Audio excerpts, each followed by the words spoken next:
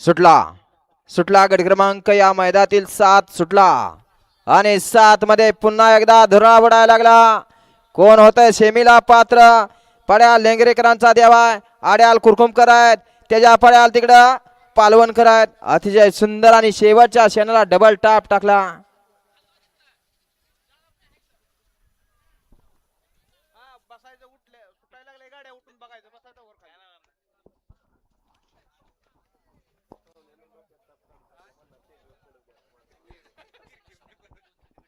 गट क्रमांक 7 चा निकाल 7 चा निकाल आहे. तास क्रमांक